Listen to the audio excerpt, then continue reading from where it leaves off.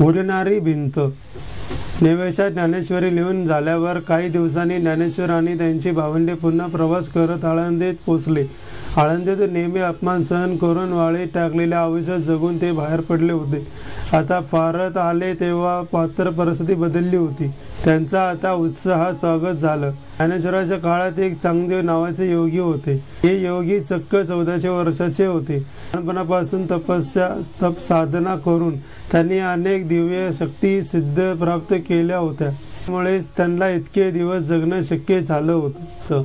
कुठल्याही सजीवावर नियंत्रण मिळवता येत असे. सामान्य माणसं घोड्यावर हातीवर फिरतात, पण हे चांगदेव वाघावर फिरायचे. वाघ सिंहासारखा हिंस्त्र प्राणी वाहन म्हणून वापरणाऱ्या फक्त देवाचं. त्यानंतर हे चांगदेव आपल्या योग शक्तीने त्यांनी हे शक्य केले होते.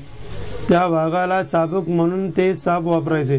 इतकी वर्ष योग साधना करून आणि सिद्धी प्राप्त करून सुद्धा ते समाधानी नव्हते. त्यांना आपल्या अजूनही परब्रह्म म्हणजे देव कळला नाही असे वाटे.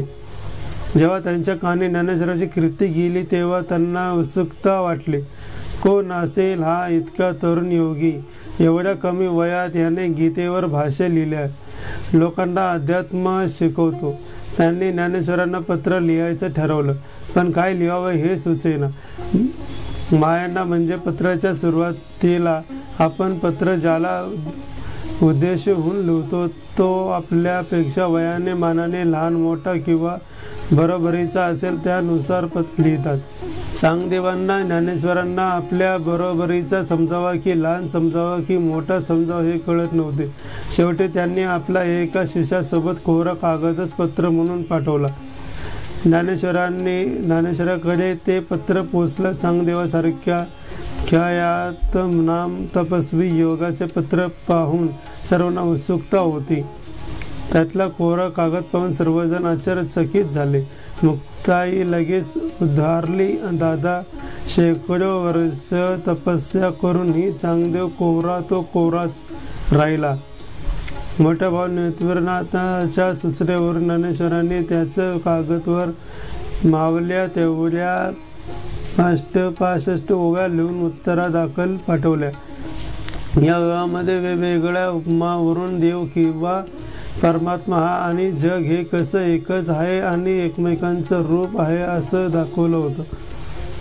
चांगदेवानी ते पत्र वाचलं तेव्हा त्यांना फार समाधान वाटलं. ना आपल्याला चांगला उपदेश देईल असा गुरु सापडला याचा आनंद त्यांना झाला.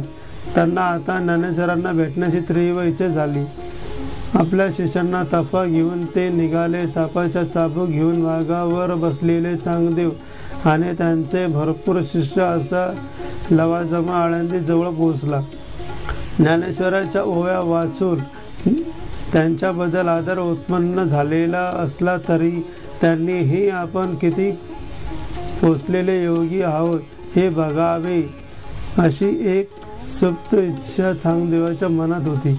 त्यांच्या अशा विलक्षण आगमनाची वर्दी कुणीतरी ज्ञानेश्वरापर्यंत पोचली.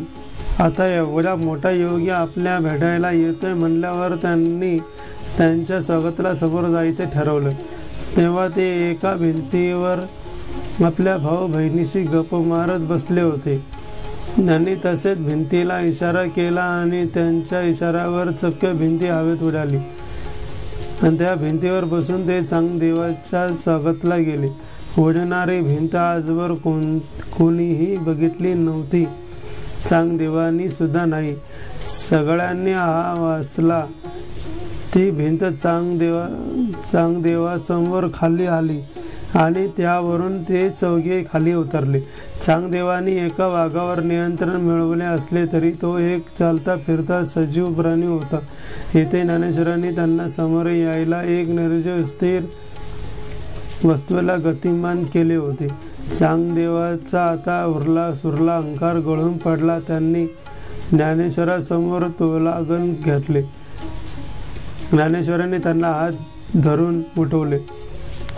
चांगदेवाने त्यांना आपला गुरु होण्याची विनंती केली. ज्ञानेश्वरांनी त्यांच्या मुक्ताबाईचा शिष्य व्हायला सुचवले आणि त्यांच्या मनाची अवस्था पत्रावरून मुक्ताईनेच पटकन ओळखली होती.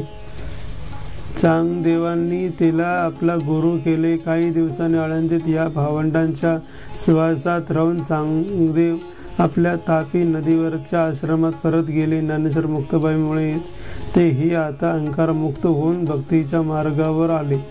ज्ञानेश्वरी चांगदेवांसाठी लिहिलेल्या त्या ओव्या चांगदेव पाशिष्ट म्हणून प्रसिद्ध आहेत.